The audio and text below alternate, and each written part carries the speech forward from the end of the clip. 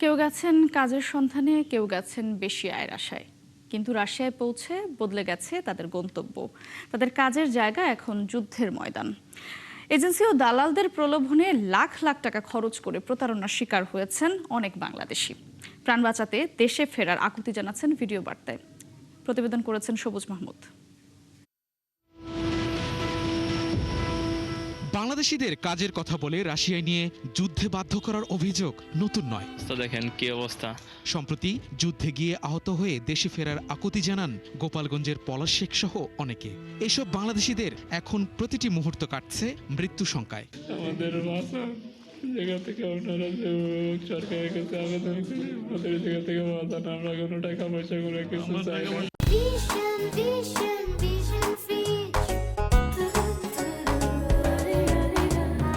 এবছরের এপ্রিল মাসের শেষ দিকে আরএস ইন্টারন্যাশনাল নামের একটি এজেন্সির মাধ্যমে ৩৪ জন বাংলাদেশিকে ইলেকট্রিশিয়ান হিসেবে ওয়ার্ক পারমিট দেয় রুশ কোম্পানি প্রো টেকনোলজি লিমিটেড। সেই নথিতে সত্যায়িত করার সই ও সিলমোহর দেখা যায় রাশিয়ায় অবস্থিত বাংলাদেশ দূতাবাসের এক কর্মকর্তার। বিষয়টি সত্যতা যাচাইয়ে দূতাবাসে ইমেল করলেও তার জবাব মেলেনি। ভুক্তভোগীদের তথ্য অনুযায়ী প্রথমে বাংলাদেশের জাবেলে নূর ইন্টারন্যাশনালের সঙ্গে জনপ্রতি ৭ লাখ টাকায় রাশিয়া যাওয়ার চুক্তি হয়। কয়েক ধাপে প্রতিষ্ঠানটির মালিক মিজানুর রহমানকে টাকা পরিশোধ করে পলাশের পরিবার। কিন্তু রাশিয়ায় পৌঁছানোর পর বদলে যায় সব হিসেব। ইলেকট্রিশিয়ান হিসেবে কাজ নয়, যোগ দিতে হয় যুদ্ধে, হাতে তুলে নিতে হয় অস্ত্র। জাবেলে নূর ইন্টারন্যাশনাল লাইসেন্সে দেওয়া ঠিকানায় গিয়ে মেলেনি প্রতিষ্ঠানটির অস্তিত্ব। ঢাকার ভিন্ন দুটি ঠিকানায় পাওয়া যায় তাদের অফিসের সন্ধান। মগবাজারের গুলফেশা প্লাজায় কার্যক্রম চালাতো প্রতিষ্ঠানটি। অভিযোগ ওঠার পর গোপনে কার্যালয় গুটিয়ে চলে যায় তারা। রাশিয়ায় কাজের কথা বলে সেখানে নিয়ে যুদ্ধক্ষেত্রে পাঠানো সেই জাবেলে নূর প্রতিষ্ঠানটি যারা কার্যক্রম করতো মগবাজারে, সেই মগবাজারে এসেও কিন্তু আমরা তাদেরকে পাচ্ছি না। তাদের সেখানে যে অফিসটি ছিল সেটি বন্ধ আছে। তবে তারা যে এখানে ছিল তার একটি আলামত পাওয়া যায়। এই যে এখানে একটি সাইনবোর্ড ছিল যেখানে তাদের লাইসেন্স নাম্বারটি এখনো অবশিষ্ট আছে। নিকুঞ্জ ২-এ আরেকটি অফিস থেকেও উধাও জাবেলে নূর ইন্টারন্যাশনাল। বাড়ির মালিকপক্ষের অভিযোগ, বাসা ভাড়া না দিয়ে এবং অনেকের সঙ্গে প্রতারণা করে অফিস গুটিয়ে পালিয়ে গেছে প্রতিষ্ঠানটি।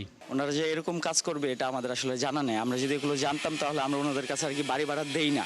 আসলে এটা তো কোনো বাড়িওয়ালাই চায় না এই জিনিসটা। প্রো টেকনোলজিতে কাজ দেওয়ার নামে প্রতারণা করার অভিযোগ উঠেছে মূলত ৩টি এজেন্সির বিরুদ্ধে। এরা হলো আরএস ইন্টারন্যাশনাল, জাবেলে নূর ইন্টারন্যাশনাল ও টিএস ওভারসিজ। আরএস ইন্টারন্যাশনালের মালিক মোস্তাফিজুর রহমান আর জাবেলে নূর ইন্টারন্যাশনালের মালিক মিজানুর রহমান।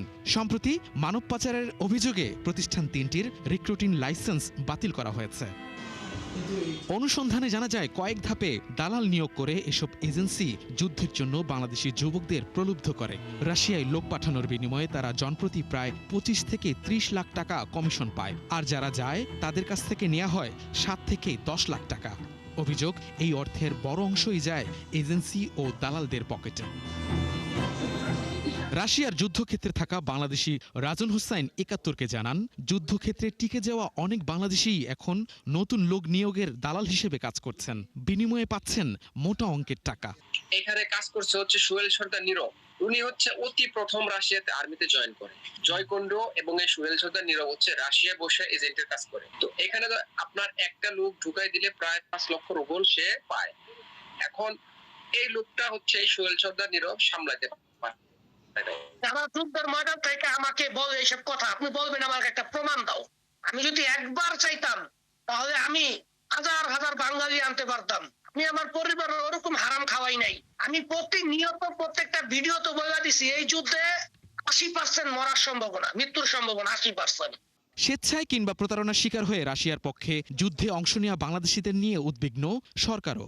এখন যুদ্ধে যাওয়ার ক্ষেত্রে তো আমরা এনকারেজ করি না এবং আমরা এটা অ্যালাউ করব না আমরা যদি জানি। বাট এটা ঠিক যে আপনি বলেছেন ওই কাজের ভিসাই সে প্রলুব্ধ হয়ে যে ওখানে ভালো বেতন দেবার সুযোগ সুবিধা, এই কারণে অনেকে একটা মানে ২-১ জনে যাচ্ছে। তো এই ধরনের কেসে আমরাও যতটুকু পারি ভেরিফাই করি। রাশিয়ায় যুদ্ধে গিয়ে অনেকে লাশ হয়ে ফিরেছেন, কারো কারো মরদেহ এখনো ফেরেনি। সবুজ মাহমুদ, ৭১, ঢাকা।